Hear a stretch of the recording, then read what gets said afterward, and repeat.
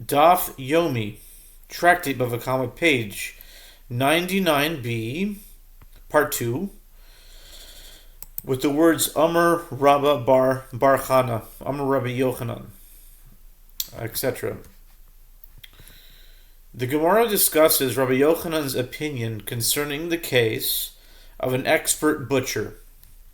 Rabba Bar Chana says that Rabbi Yochanan says an expert butcher who damaged an animal by slaughtering it incorrectly, thereby rendering it non-kosher, is liable to pay the owner of the animal, and even if he is as expert as the butchers of Tzipori,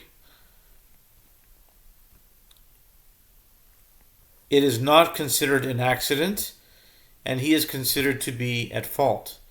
The Gemara asks, and did Rabbi Yochanan actually say this?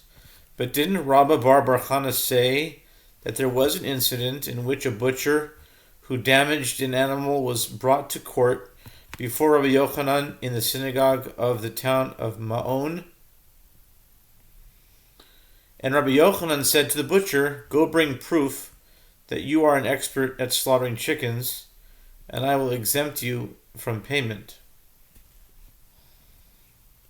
The Gemara responds, this is not difficult. Here, in the aforementioned incident, the butcher slaughtered the animal for free, and he is therefore exempt. While there, in Rabba Bar Chana's previous statement, he slaughtered the animal for pay, and is therefore liable to pay for the damage. This is in accordance with that which Rabbi Zera says, one who wants a butcher to be liable to pay him in the event that he damages the animal during slaughter should advance him a dinar so that he paid for his services, and he is consequently liable to pay damages. The Gemara raises an objection from the Tosefta 10:9. One who brought wheat to another to grind for him, and the miller did not wet the grains sufficiently for the grinding to be performed effectively, and as a result he converted the grain into bran or coarse bran. Or if one gave flour to the baker and he made bread that is underbaked and tends to crumble, or if one gave an animal to a butcher and the butcher killed it in a way that rendered it as an unslaughtered animal carcass, the worker is liable because he is like a paid bailee. This indicates that even if the work was done for free, the worker has legal status of one who paid, and he is liable to pay for the damage. The Gemara answers by amending the Braita. Say instead, because he is a paid bailee and actually receives payment. Okay? The Gemara relates there was a certain animal that was slaughtered with an incision not in the neck that was brought before Rav. He declared it non-kosher and exempted the butcher from paying its value. Rav Kahana and Rav Asi encountered that man, the owner of the animal, and they said to him, "Rav did two for you." Rav did two for you. Not sure what that means. Okay. The Gemara asks, what are the two? There we go. What are the two? If we say there were two unfavorable rulings, what are they? One is that he should have declared the animal kosher, in accordance with the opinion of Rabbi Yossi, son of Rabbi Yehuda, who says that an animal that has been slaughtered in this manner is kosher, and instead he declared it non-kosher, in accordance with the opinion of the rabbis, who hold that it is not kosher.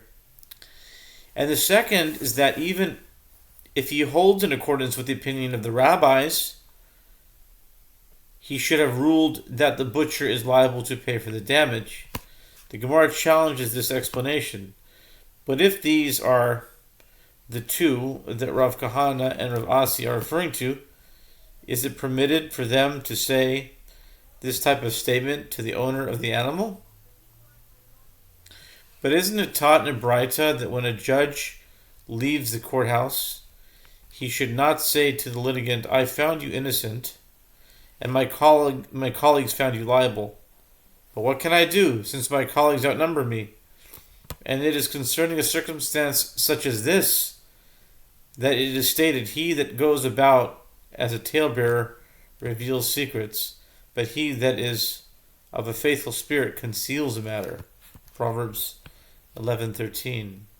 Rather, the intention is that they told him that there were two favorable rulings. First, that by declaring the animal to be non-kosher, he did not allow you to eat an item about which there is uncertainty as to whether it is forbidden. And second, by exempting the butcher from paying you, he prevented you from being in a situation where there is uncertainty as to whether receiving payment from the butcher constitutes robbery, since you would have been given the butcher's money when he may be exempt, as the animal may be in fact kosher. The Gemara continues the discussion of an expert who erred, thereby causing a loss.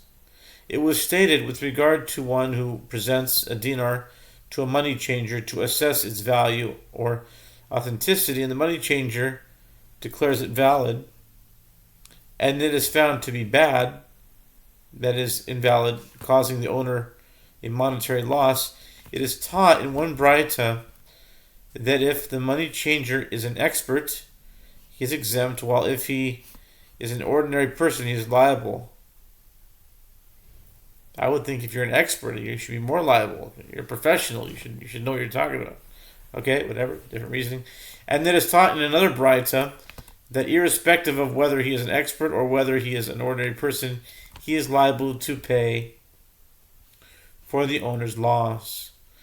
To reconcile the braitot, Rav Papa said, when the braita teaches that an expert is exempt from liability, it is referring to renowned experts such as the money changers, Danku and Isser, whose expertise is so great that they do not need to learn about assessing currency at all. The Gemara asks, but if they are so proficient, in what did they err? The Gemara answers, they erred with regard to a coin from a new press, which at that time was leaving the press, and they did not know its value. The Gemara relates, there was a certain woman who presented a dinar to Rabbi Chia to assess its authenticity. He said to her, it is a proper coin. The next day she came before him and said to him, I presented it to others, and they told me that it is a bad dinar, and I am not able to spend it. Rabbi Chia said to Rav, go exchange it for her, and write on my tablet, apinkasi, this was a bad transaction, as I should not have assessed the coin. The Gemara asks, what is different about Danku and Isur, who are exempt due to the fact that they do not need to learn about assessing currency? Rabbi Chia too did not need to learn, as he was also an expert. Right? The Gemara responds, Rabbi Chia was not actually required to return a dinar to his woman, but when he did so, he acted beyond the letter of the law.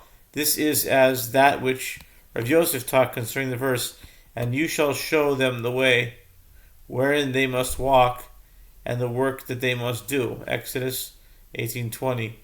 And you shall show them, this is referring to, okay, be continued.